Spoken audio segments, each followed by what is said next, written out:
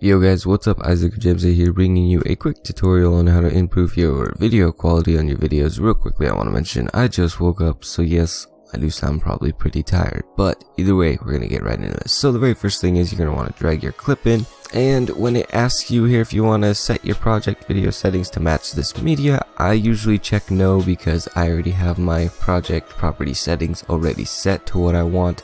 But that isn't this video. This is just how to improve your quality. So the very first thing is you're going to want to right click on your clip, go down to where it says switches, or you can go to properties. I just go to switches because I think it's quicker, and hit the disable resample.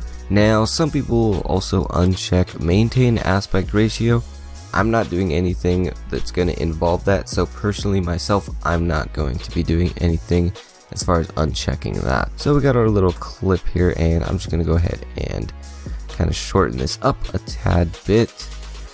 Alrighty, we're shortening this to what's about good, about 10 seconds, a little bit less, but that's okay. Okay, so here is our clip. So you're going to want to hit this track FX, and the reason we're hitting that instead of just going to video FX or going to the video FX here and adding it to the single clip is because we want this to be on our whole video, obviously. So go all the way over to the right. I know I have a bunch of plugins and shit, but go all the way to the right. You're going to hit the Sony Color Corrector Secondary, the Sony Saturation Adjust, and the Sony Sharpen. And just press OK, or you can double click on them to add them, or you can just do like I just did and just do the add, but it doesn't really matter which one you do. So the first one here is Color Corrector Secondary, and you're gonna want to go all the way to, well, you won't have this preset. This is a preset that I've made, but these are all the settings. You can just copy them down. I'm pretty sure these three are the same as default, but just in case, I'm gonna show them real quick. Pause if you need it at any of these points. I'm pretty sure these last limit ones are all the default ones. I might have changed them though, but I'm not completely sure. So yeah, these are all those settings. Now basically what this does is it darkens the darks and lightens the lights, and just with that alone it looks a lot better. At least in my opinion, it definitely does. The next one we have is our saturation adjust. This is the secondary one. So you want to go again, just copy my preset here, and you can kind of fiddle around with the amount if you don't like it being this colorful, but I personally think it looks really nice just like this. When I uncheck this and check it back, you can definitely notice a pretty big difference in the way the color looks.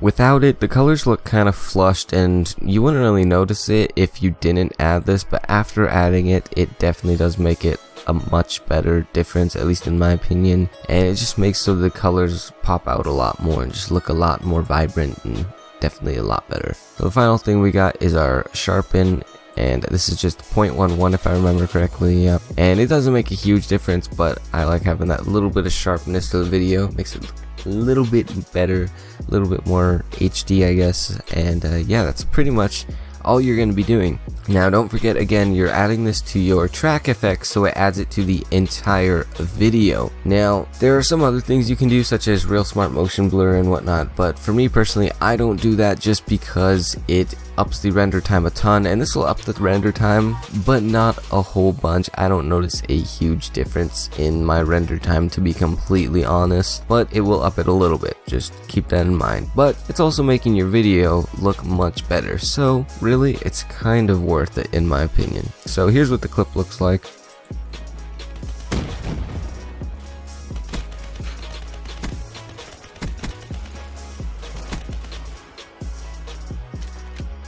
So yeah, that looks really nice. Now just to give you kind of a before and after, if I take and kind of just drag this like this, it'll show me without any effects added, and now as soon as I let this go, it's going to show you guys with all the effects added. So that is quite a big difference, to be honest, if you look at the comparison there. So in my opinion, that is definitely a difference that is worth it and makes your videos look a lot better.